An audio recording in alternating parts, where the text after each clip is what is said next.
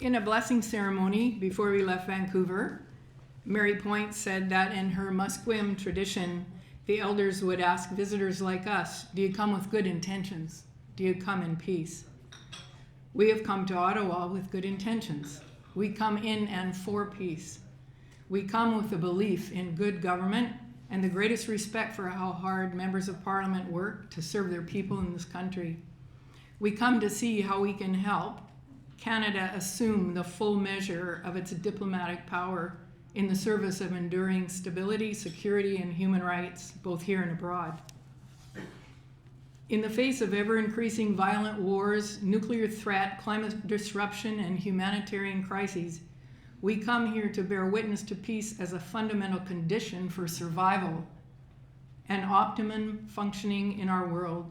It is the domain of physical, mental, and spiritual well-being. Building a culture of peace is a matter of national interest.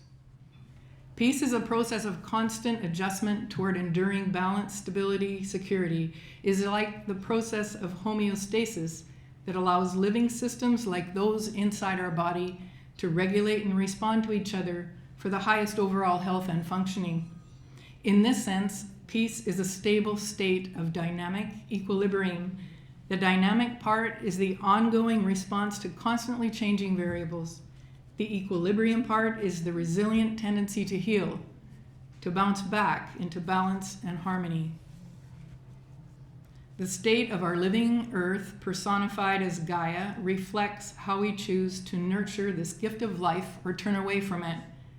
Clearly, our choices have led to an unprecedented disregard and disruption of global homeostasis, throwing multiple life systems out of kilter into terminal tipping points.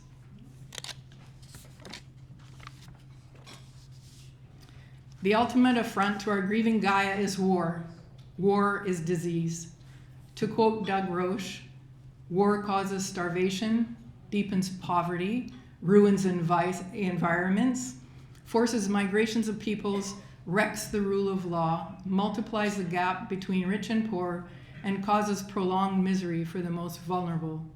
It destroys trust, security, and social cohesion, opening governments and societies to manipulation by weapon makers and their lobbyists.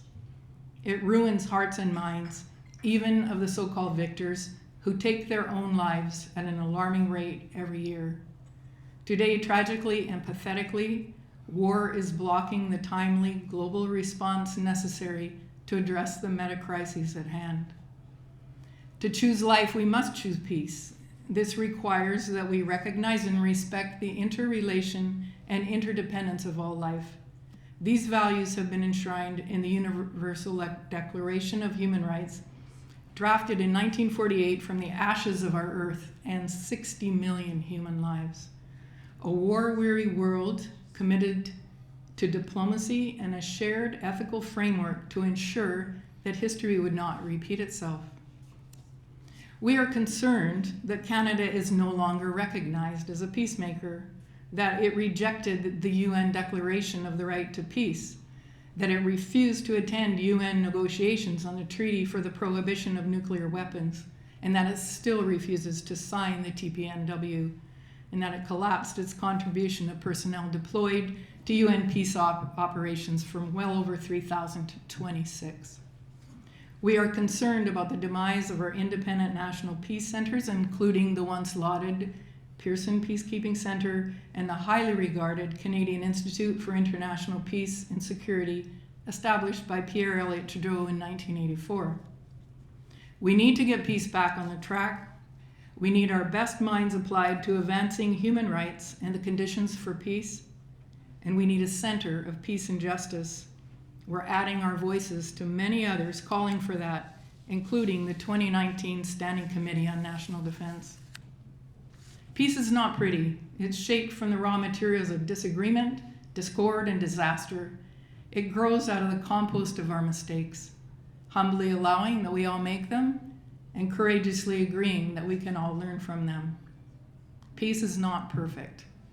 It's an intelligent perspective gained by constant surveillance, not to search and destroy difference, but to seek and discover a middle way forward, a shared path on the common ground we all stand for.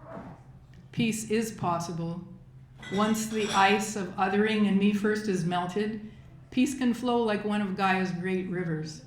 And we have seen it can be pulled from the ashes of post-war trauma by the power of wisdom, truth, and reconciliation. Peace is near, but it may take a long time. We peace trainers are joining millions of citizens around the world to stay the course for as long as it takes, working together to generate creative, cooperative responses to the trouble of our time. Peace by nature is universal. As we enter that realm, let us declare, there is one suffering, there is one love. May all beings be free of suffering. May all beings be brought to love.